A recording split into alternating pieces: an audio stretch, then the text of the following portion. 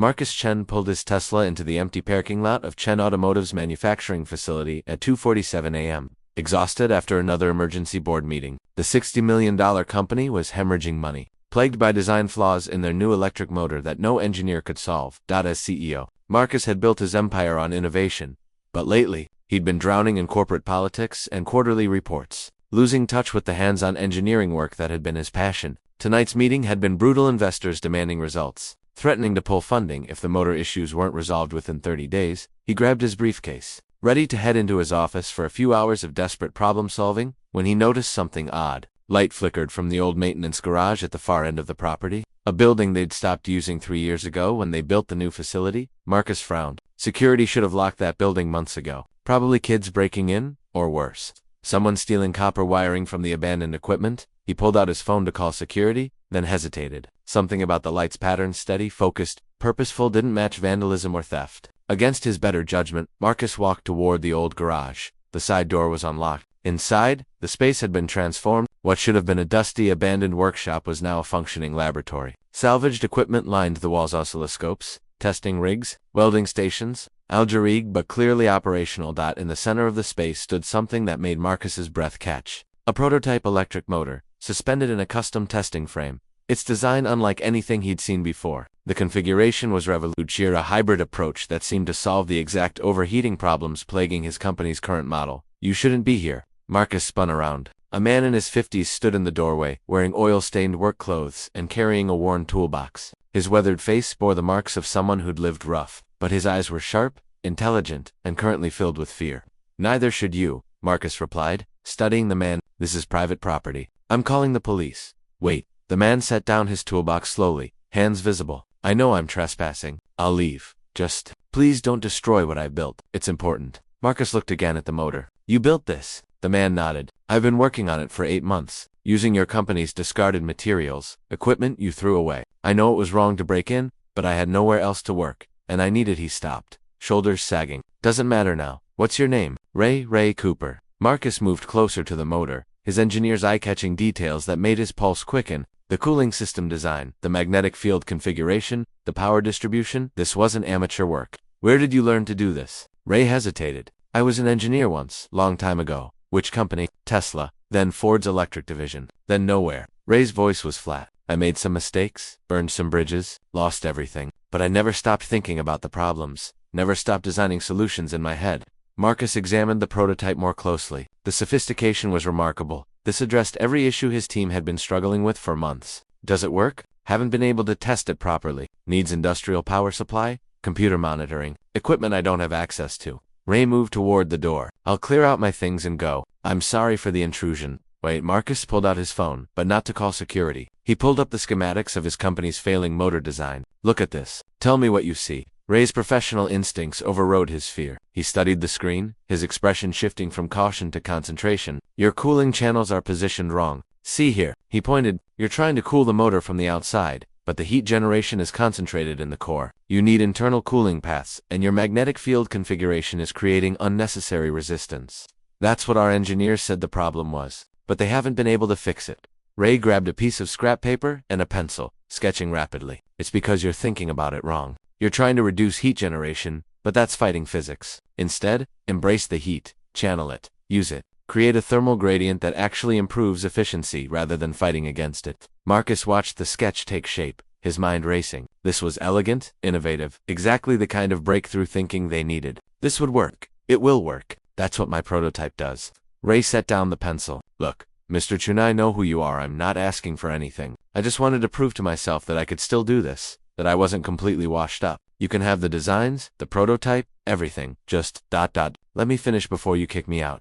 Marcus made a decision that would change both their lives. "How long since you ate?" Ray blinked, confused by the question. "I what? Food. When did you last have a real meal?" "I don't see what that has to do with." "Answer the question, Ray." Ray's shoulders slumped. "Yesterday morning, church breakfast." Marcus pulled out his phone again, this time calling his assistant. "Jennifer, I know it's 3 in the morning, but I need you to listen carefully. I need food delivered to the old maintenance garage. Everything. Breakfast, lunch, whatever's available. And coffee. Lots of coffee." He paused. "Also, call the facilities manager. I need full power restored to that building, internet access, and security clearance for a new employee. Name is Ray Cooper. I don't understand, Ray said as Marcus ended the call.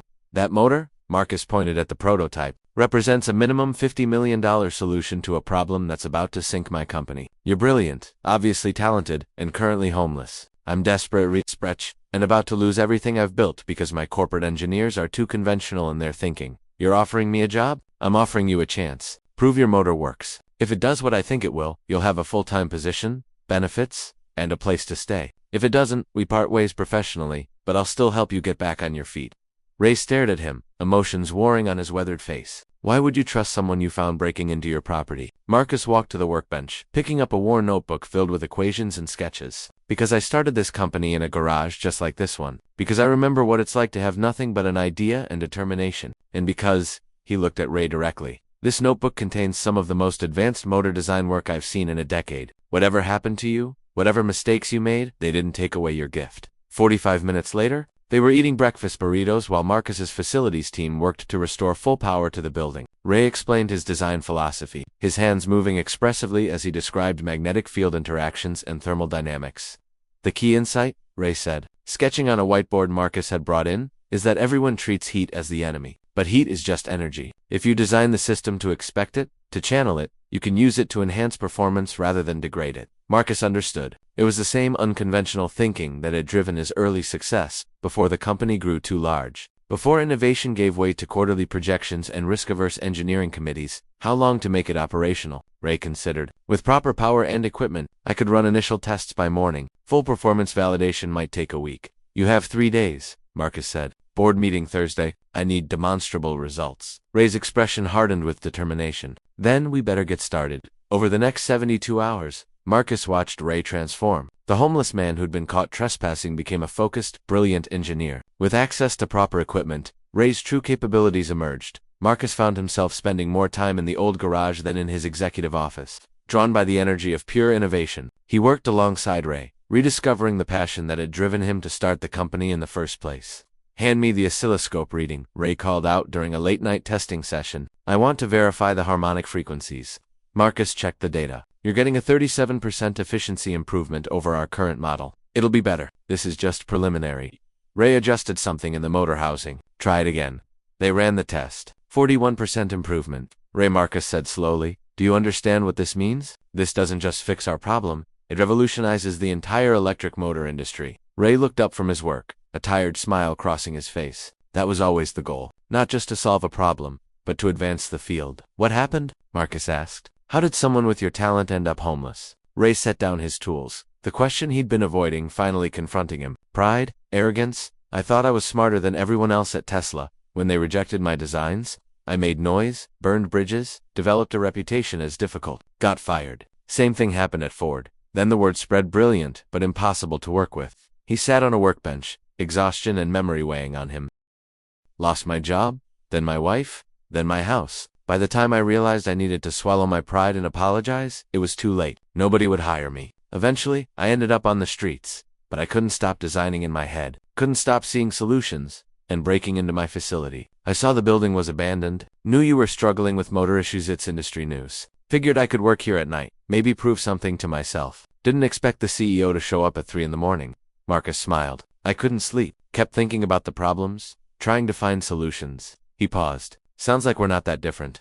Thursday morning arrived. Marcus stood before his board of directors, Ray beside him, both exhausted but confident. Gentlemen, ladies, Marcus began. 3 days ago, I was prepared to tell you we'd failed, that our motor design was flawed beyond repair, that we'd wasted $60 million on a dead end.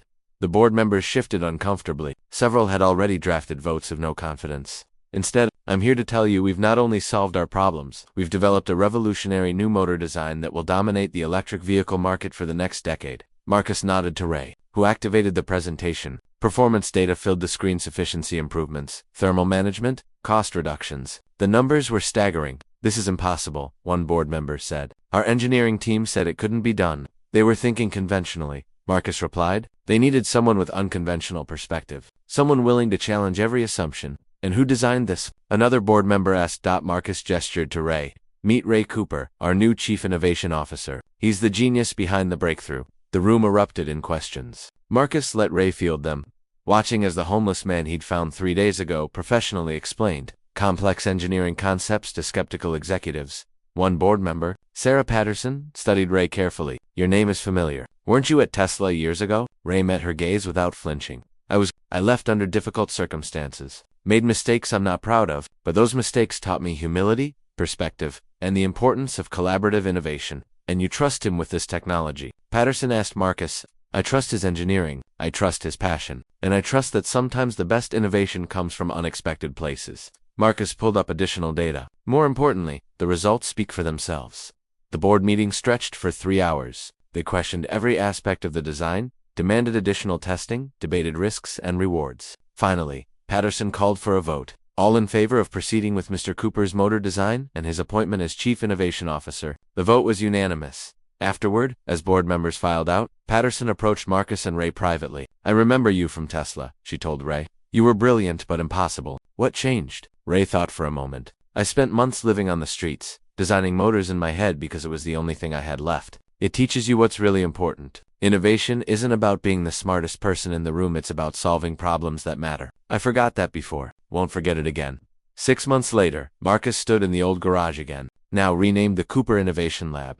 The space had been renovated but maintained its character, a reminder of where breakthrough thinking could happen when you challenged conventions. Ray was there, clean-shaven and healthy, wearing a Chen Automotive polo shirt, working with a team of young engineers he'd personally selected and mentored.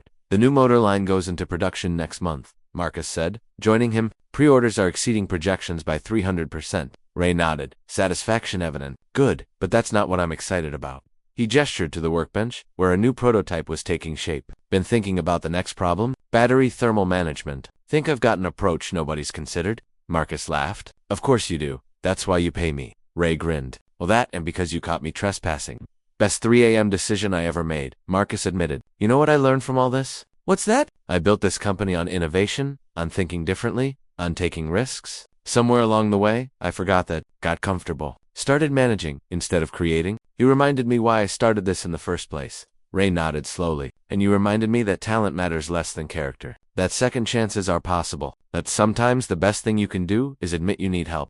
Marcus looked around the lab, at the young engineers Ray was training, at the new projects taking shape. You're doing more than engineering here. You're building a culture. Trying to learn a hard lesson about what happens when you push people away instead of bringing them together. These kids, they're talented, but more importantly, they're humble enough to listen, bold enough to challenge assumptions. Ray paused, kind of like someone who'd give a homeless man a chance instead of calling the cops.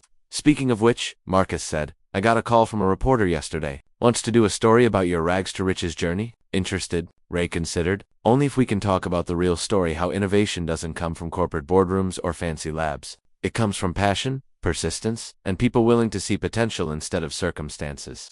Deal. As Marcus left the lab, heading back to his CEO duties, he looked back one more time. Ray was explaining something to a young engineer, both of them sketching on a whiteboard, completely absorbed in the problem. This, Marcus thought, was why he'd started Chen Automotive, not for quarterly profits or stock prices, but for moments like this when brilliant minds came together to solve impossible problems. And it had all started because he'd noticed a light in an abandoned building and decided to investigate instead of making assumptions. Sometimes, the best decisions happen at 3 in the morning when you're too tired to follow conventional wisdom.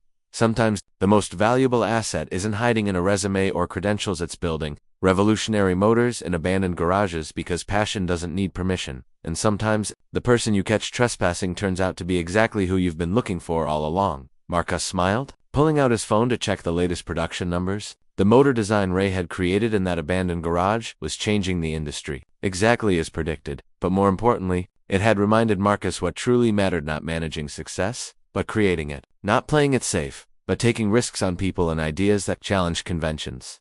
He thought about that moment 3 days before the board meeting, standing in the old garage at 2:47 a.m., deciding whether to call security or take a chance on a homeless engineer with impossible ideas. Best decision he'd ever made, because sometimes the most revolutionary innovations don't come from the expected places. Sometimes they come from abandoned garages, from desperate circumstances, from people with nothing to lose and everything to prove. And sometimes, all it takes is one person willing to look past appearances and see potential. To recognize that brilliance doesn't always come in conventional packages.